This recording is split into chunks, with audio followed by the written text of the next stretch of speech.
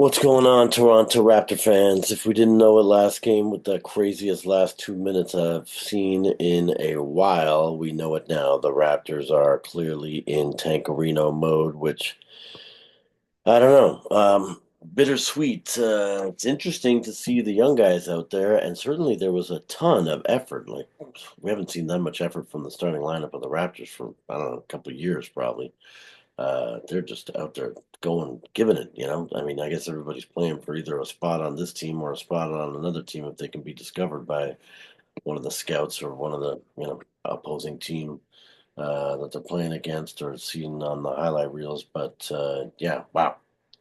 Toronto Raptors won. I mean, it's a victory, which, our G League squad beat the Utah Jazz's G League squad. They had no Lauri Markkanen. The Toronto Raptors were missing a ridiculous amount of players. Um, I mean, no John Collins also for them. But yeah, we had, I mean, Chomche, not that big a deal that he's missing, but no Mogbo, no Dick, no Ingram, no Chris Boucher, no Ochai Agbaji, no Barrett or Yakapurtle. We had starters of AJ Lawson starting, Scotty Barnes, who still trying to figure out some of his offensive game, I think. So they got him in there. Plus, it's good for him to practice orchestrating and all that stuff. Orlando Robinson, Jacoby Walter, who hit the game-winning shot in the last game, but he got injured in this game, so he's not even going to be in the next game, which is crazy. And then Emmanuel quickly. That was our starting lineup. Starting lineup. Then we had who Colin Castleton is. I know he's a 9 to 5 dude, but man, he was up and playing skinny white guy. Didn't quite look like he had enough meat on him to sustain himself. Quick hands though, not bad. Dishing the ball a lot though. Seemed more like you know, he would just do sort of the handoffs and the fake handoff and then give it to the next guy on the handoff. Had one solid shot. I mean, I actually didn't even look. Did he get more than one? Mm, oh, I guess he had 3 attempts. Yeah, I saw one. Anyway, one of them was a nice play. Scotty was trying to set him up a couple times. I guess he did miss it wasn't a layup, but it was a closer inbound shot to the clanked off. Um, yeah, he's coming off the bench as our backup center. Then we got Jamal Shed as our backup guard. Makes sense. Jameson Battle, who we need to see more of. Battle, though, I guess he damaged his face. I was wondering where he'd been the last few weeks.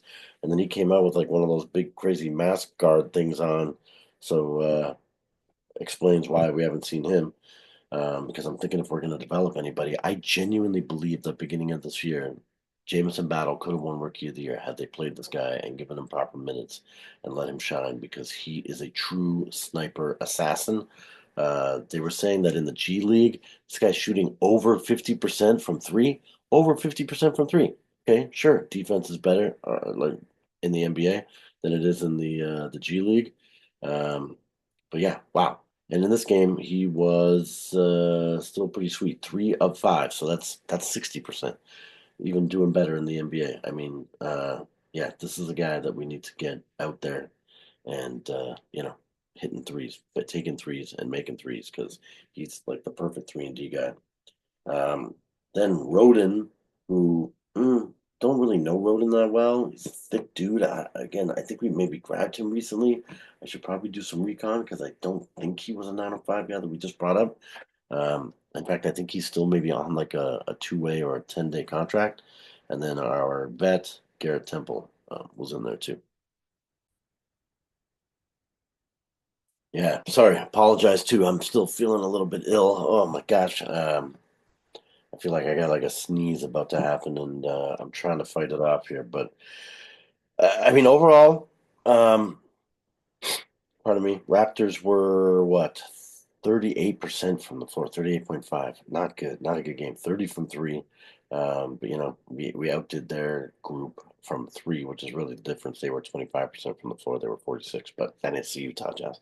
These guys are in last place in the West. We have the easiest schedule coming up in the rest of the season, and there's no way we're going to be able to tank it as much as we would like to. Because even games like this, we're playing like third string level guys, and we're winning. I mean, pretty soon the Messiah's going to be calling me, going, "Hey, saw your podcast. You think you could suit up for the game against the Washington Wizards? Because we really would need a loss. You got any buddies you want to bring out? Because that's what we're going to end up with here soon." Anyway, Raptors win 118 to 109. It wasn't even close. Raptors led the entire game. One minor negative about tanking is that it seems like Cooper Flagg has announced that he might stick around at Duke for another season. Not the best thing. So we're gonna have to dive into who the other potential Raptor people are. I've heard this Ace Bailey guys out there. Certainly the other Harper, um, Ron Harper's son. We actually had his brother on the team for a little bit, but he only lasted like a year and a half, and then we cut him loose out of here. He's a little bit out of shape, I think, slightly overweight, but this son is the better player, higher prospect. But anyway, we'll dig out a few of them maybe next episode and talk through who the Raptors want. I don't even know what position. I've been thinking about that. Excuse me. Uh, I had a conversation earlier today, actually. I'm thinking like a backup center. Since our Christian Coloco situation got all out of whack with the blood clot thing that he got, and now he left and he's on the Lakers.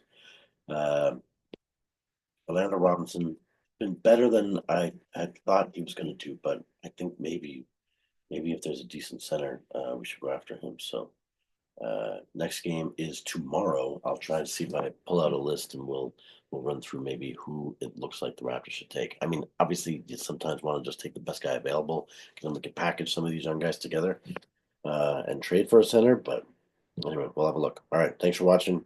Please subscribe, like, comment, comment, comment, comment, comment, comment, comment. Mr. Beast for President, and we'll see you guys tomorrow.